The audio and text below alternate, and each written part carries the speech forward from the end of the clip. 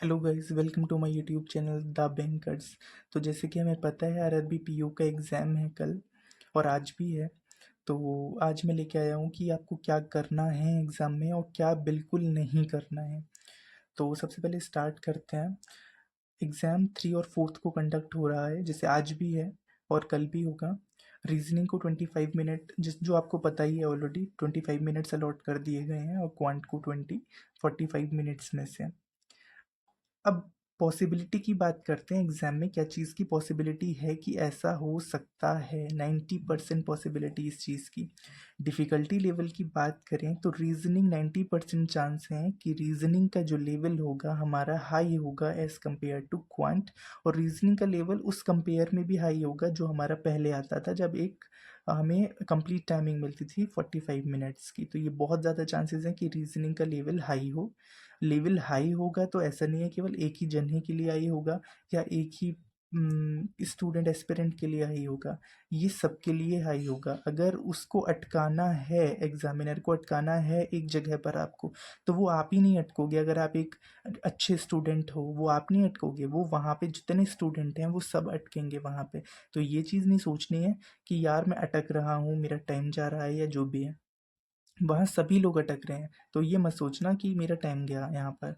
तो इसके लिए बिल्कुल प्रिपेयर रहना कि डिफ़िकल्टी लेवल रीजनिंग का मोस्ट प्रोबेबली हाई होने वाला है, क्योंकि इसको टाइम भी ज़्यादा दिया गया है 25 minutes as compare to quant, जिसको 20 मिनट्स ही दिए गए हैं। सेक्शन की बात करें तो 90% इसमें भी चांसेस हैं कि रीजनिंग का सेक्शन पहले रखा जाए और क्वांट का सेक्शन बाद में रखा जाए। इसके पीछे क्या लॉजिक हो सकता है उनका? वो आपका पेशेंस लेवल चेक करते हैं। आप कितने काम रह सकते हो सिचुएशंस में, वो चेक करते हैं वहाँ पे। एग्ज़ाम तो आपका चेक करते ही करते हैं, वो तो एक अलग एबिलिटी है। एप्टीट्यूड तो आपका चेक करते ही करते हैं, ये चीज़ भी साथ में चेक करते हैं, क्योंकि बैंक में बर्डन और प्रेशर बहुत ज़्यादा होता है। तो उन चीज़ों को देखते हुए वो आपको ये भी चीज़ चेक करते हैं। वो इस तरीके से जानबूझ के क्वेश्चंस रखते हैं कि बच्चा फंसे उनके ट्रैप में। वो रखेंगे तो पजल छोटा सा 3 लाइन का, हम बिना उसको गो थ्रू करके उस 2 to 3 लाइन्स के पजल को या फिर सीटिंग को हम उसे अटेम्प्ट करने बैठ जाते हैं। लेकिन वो 2 to 3 लाइन्स का जो सीटिंग अरेंजमेंट होता है या पजल होता है, वो इतना ज़्यादा कॉम्प्लेक्स होता है, उसमें क्लूज़ प्रॉपर नहीं दिए होते हैं। हमें एक दूसरे को चेन से जोड़ना होता है कि उसमें हमारा बहुत टाइम खर्च हो जाए। क्वेश्चन आप करने जा रहे हो, ये आपके लिए फ्रूटफुल होगा पहले करना या नहीं होगा? क्योंकि एक लॉजिकली सोचो, 3-4 लाइन का पजल की बात करूँ, तो 3-4 लाइन का है, तो उसमें कितने सही क्लू होंगे आप खुद सोचो। एक प्रॉपर, एक कम से कम 5 से 6 लाइन का एक मॉडरेट लेंथ का दिया हुआ है, तो ऑब्वियस सी बात है उसमें क्लूज़ ज़्यादा होंगे। तो आपका डिसीजन मेकिंग यहाँ पे बहुत ज़रूरी है कि आप कौन-सा क्वेश्चन अटेम्प्ट करते हो सबसे पहले। मोस्ट प्रोबेबली रीज़निंग फर्स्ट आएगा, क्वांट बाद में आएगा। ये ऐसे नहीं, क्या करना है और क्या नहीं करना है बहुत ज़रूरी है ये। फर्स्ट काम, अब आपको मॉक नहीं लगाना है। सेकंड चीज़, कोई भी नया टॉपिक नहीं पढ़ना है। अगर आपको पढ़ना है तो आप पुराने टॉपिक्स में से ही क्वेश्चन रिवाइज कर लें। कोई नई बिल्कुल ना करें, ये मेरा रिकमेंडेशन है पर्सनल, कि ये बिल्कुल ना करें। कोई मूवी या कोई वेब शो आपको नहीं देखना है। आप वैसे यूट्यूब स्क्रॉल कर सकते हो, इंस्टा स्क्रॉल कर सकते हो, दैट्स अ डिफरेंट। बिल्कुल अवॉइड करनी है जब आप एग्ज़ाम देने जा रहे हो, उससे एटलीस्ट 2 दिन पहले या 1 दिन पहले। क्योंकि हमारा जो माइंड, सबकॉन्शियस माइंड होता है, वो उसी तरीके से काम करना हैं हम कभी, तो वो मूवी हमारे दिमाग को इम्पैक्ट करती ही है, 100% इम्पैक्ट करती है, चाहे वो खराब हो, चाहे वो अच्छी हो। हम उसके बारे में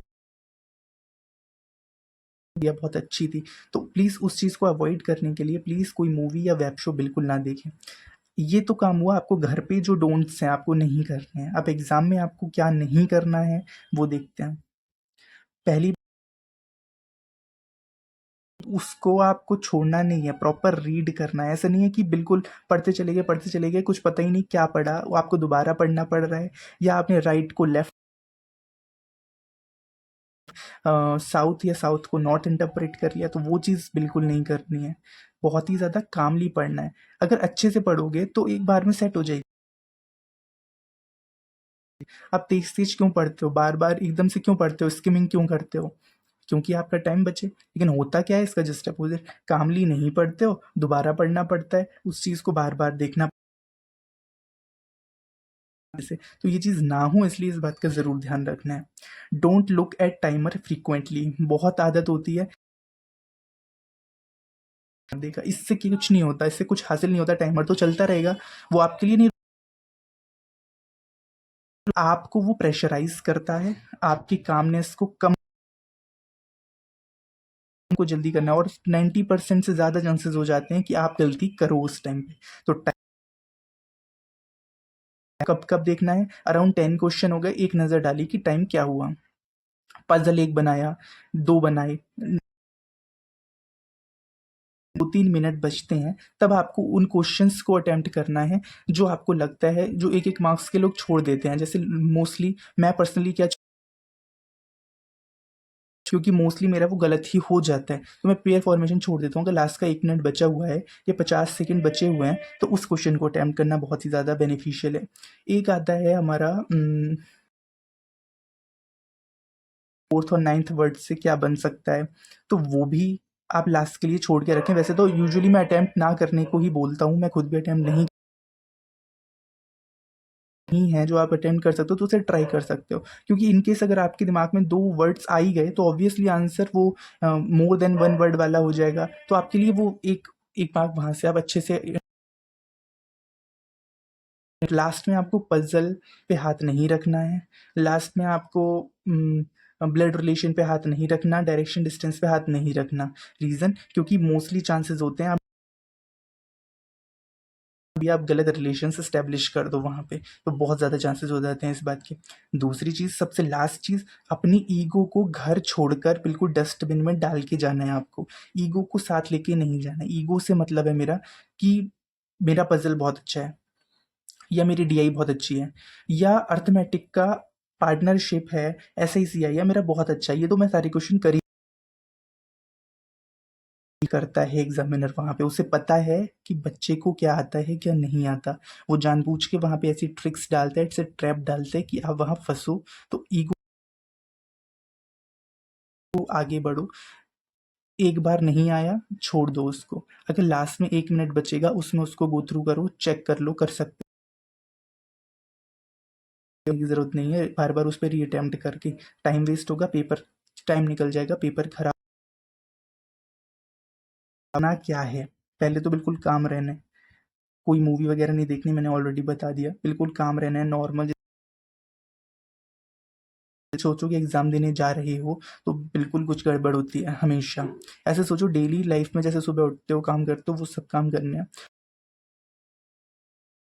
ट्राई कर लो, कर सकते हो। ओम का चैंटिंग कर सकते हो, वो आपको बहुत ही ज़्यादा अंदर से काम करता है, आपको माइंड को काम करता है, तो वो ज़रूर कर। क्या करना है आपको, फर्स्ट मिसलेनियस क्वेश्चंस जो होते हैं, जैसे आपका पजल, वो सॉरी, आपका सीरीज हो गई आपकी, आपके सिंप्लीफिकेशन के क्वेश्चंस हो गए क्वांट में, आपकी क्वाड्रेटिक इक्वेशन, तो आपकी अल्फा न्यूमेरिक सीरीज हो गई आपकी, आपका डायरेक्शन एंड डिस्टेंस हो गया, आपका ब्लड रिलेशन हो गया। क्वेश्चन को सबसे पहले अटेम्प्ट करना है। रीज़न होता है इसके पीछे अटेम्प्ट करने का कि जब आप ये क्वेश्चन अटेम्प्ट करते हो पहली बार जल्दी होते हैं, ये जब जल्दी होते हैं और आप एक बार टाइमर पे नज़र, तो आपको एक सेंस ऑफ कॉन्फिडेंस मिलता है कि मेरे पास अभी टाइम है। तो इस वजह से ये रिकमेंडेशन होती है कि मिसलेनियस क्वेश्चन को पहले करो। एक साइकोलॉजिकल इम्पैक्ट डालता है हमारे ऊपर ये कि हमारे अच्छे नंबर अटेम्प्ट हो रहे हैं, तो इस वजह से ये चीज़ बोली जाती है। सेकंड चीज़, वाटर बोतल अपनी साथ लेके जानी है, क्योंकि समर सीजन चल रहा है ऑलरेडी। और दूसरी, प्रूवन है कि पानी आपको काम करने में बहुत ज़्यादा मदद करता है, आपको प्रेशराइज कम करता है, आपके प्रेशर को ख़त्म करता है।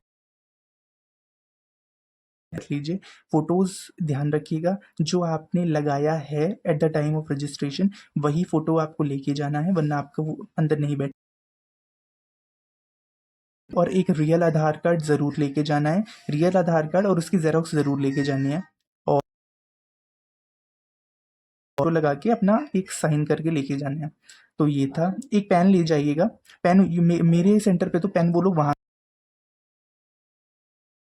अगर चली जाएंगे तो भी आपको मना नहीं करेंगे वो कुछ। और गुड लक गाइस। मैं